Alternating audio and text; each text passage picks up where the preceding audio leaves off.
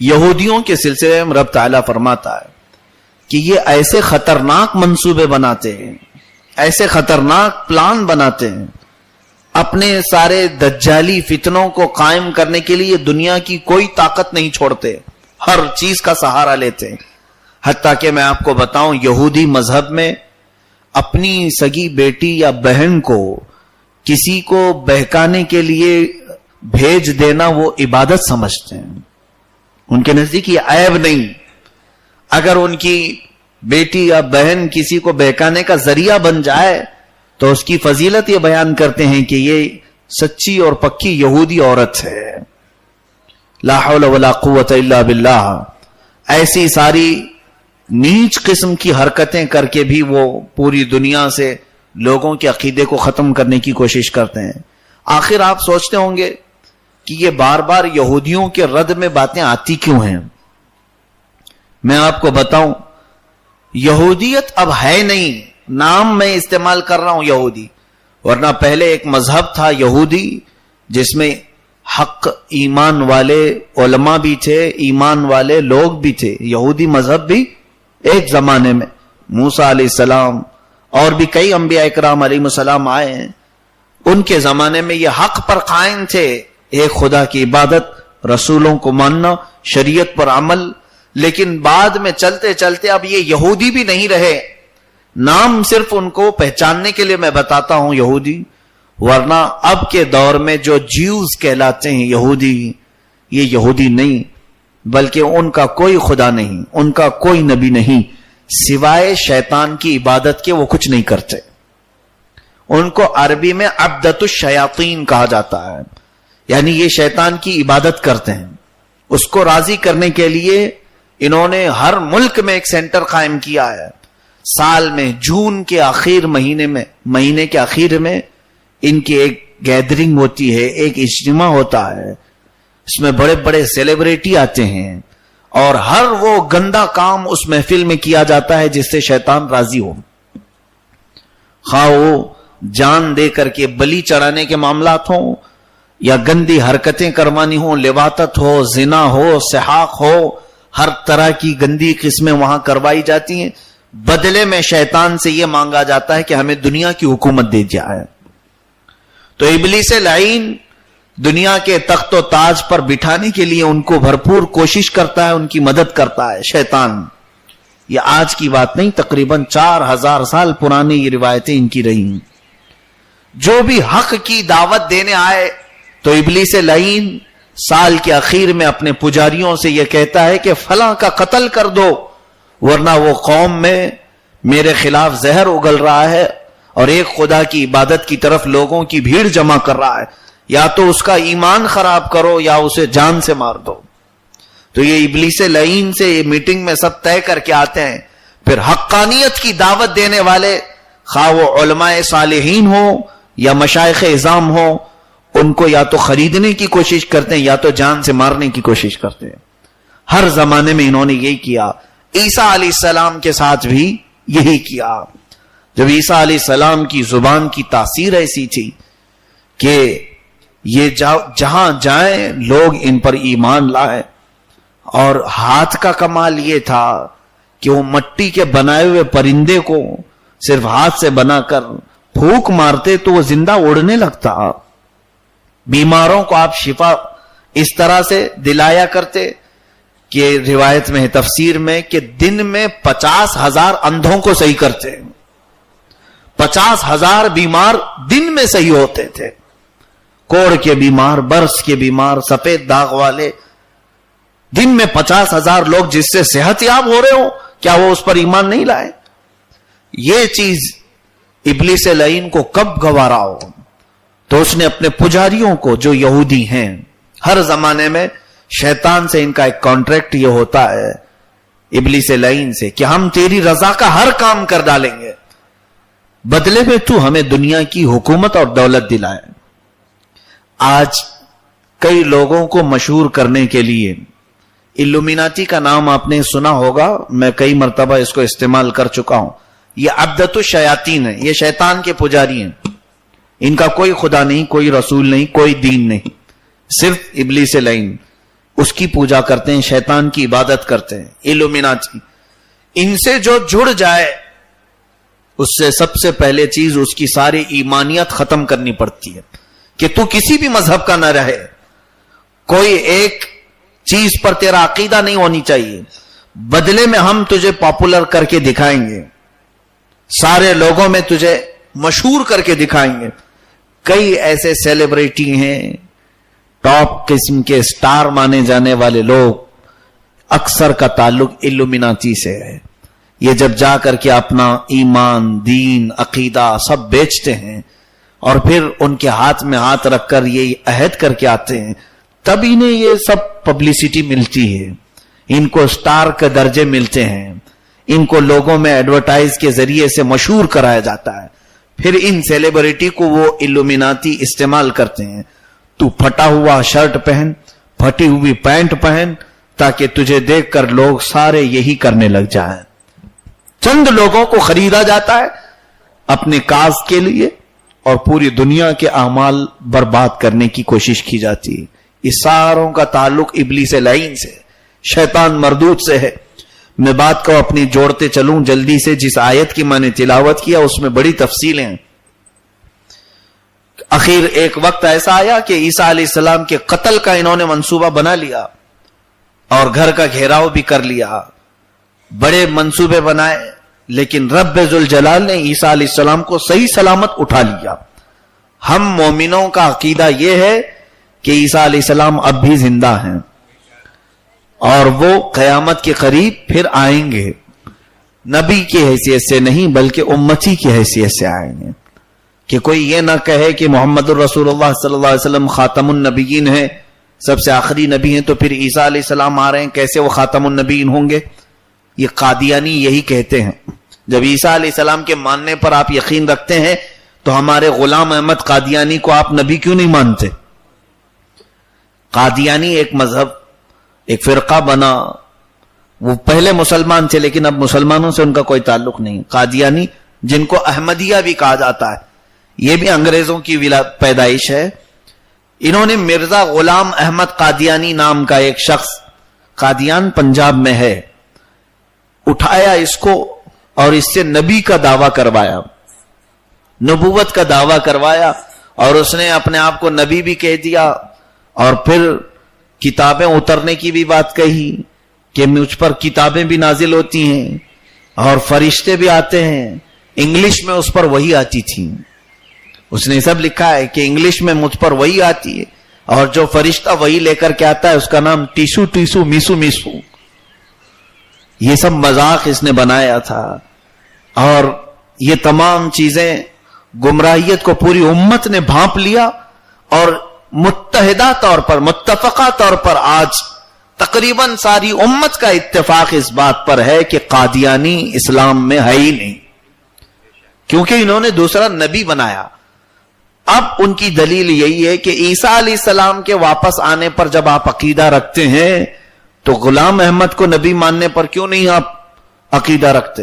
ظالموں, عیسیٰ علیہ السلام آئیں گے مگر نبی بن کر کے نہیں, دھوکہ کھا گئے.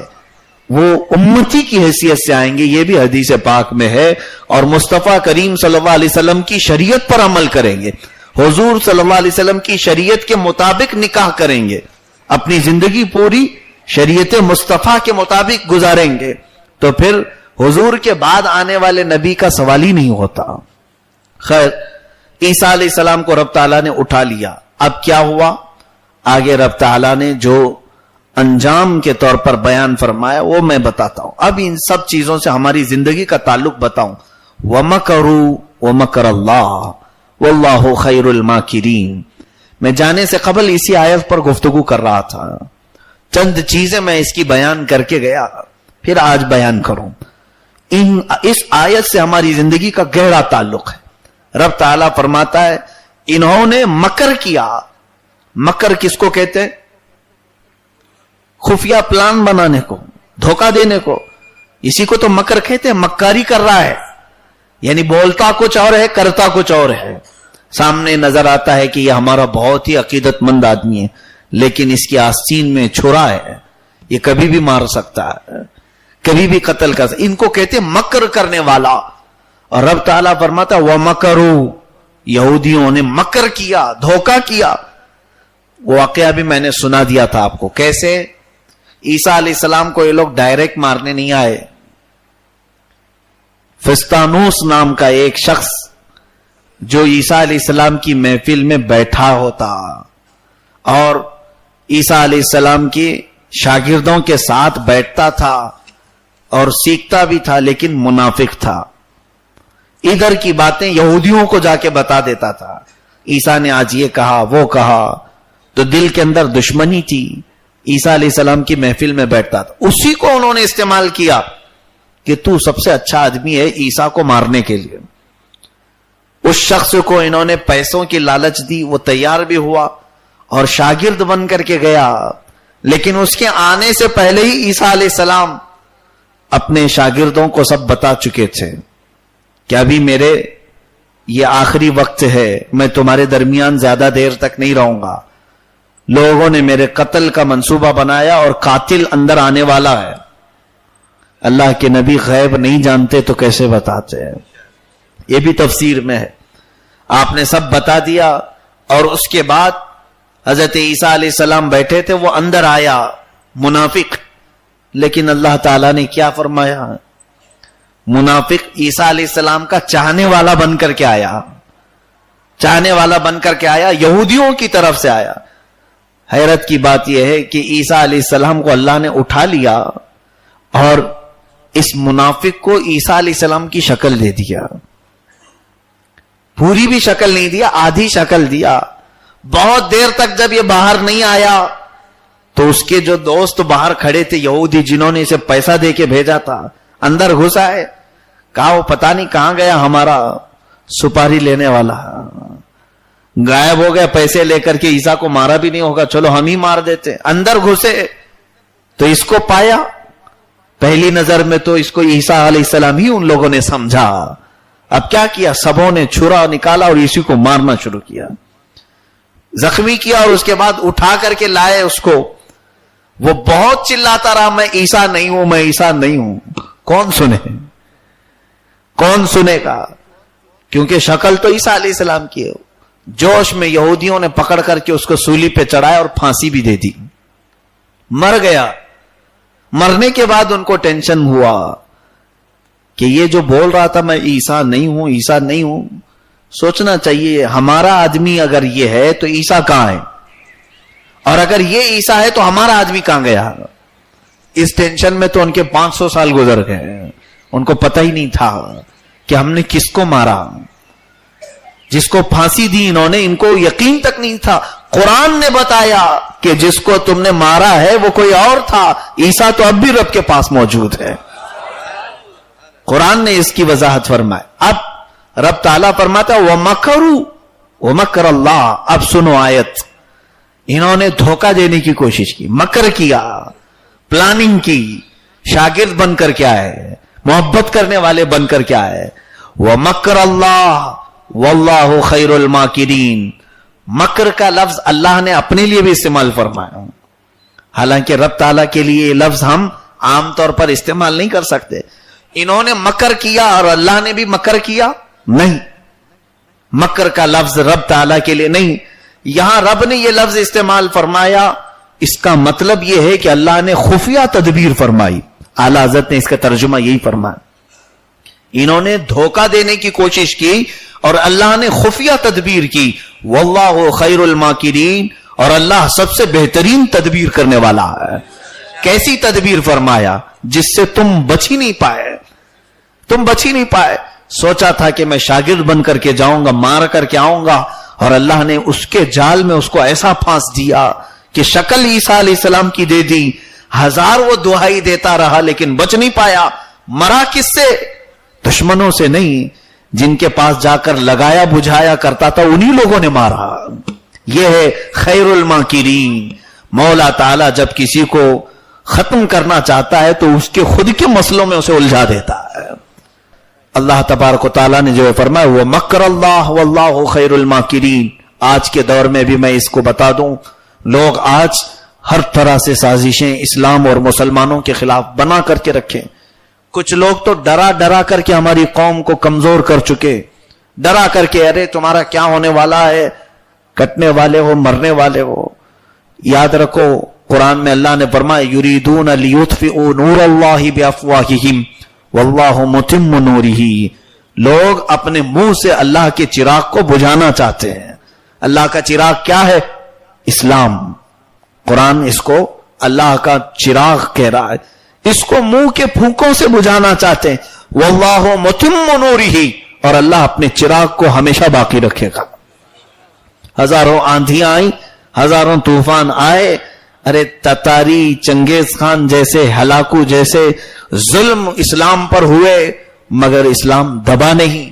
اور آج اگر کوئی ہلکی پھلکی سیاست کو لے کر، وہ بھی 5 سال کی کرسی کو لے کر، یہ سوچے کہ ہندوستان سے مسلمانوں کا خاتمہ کر دیا جائے، یہاں کی مسجدیں مٹا دی جائیں، ان کے شعائر کو ختم کر دیا جائے، اذانیں بند ہو جائیں، دیکھنا واللہ خیر الماکرین، تم مکر کر رہے ہو رب تعالیٰ کے دین کو ختم کرنے کی، میرا رب ایسی خفیہ تدبیر کرے گا کہ تم خود آپس میں لڑ کر کے مر جاؤ گے۔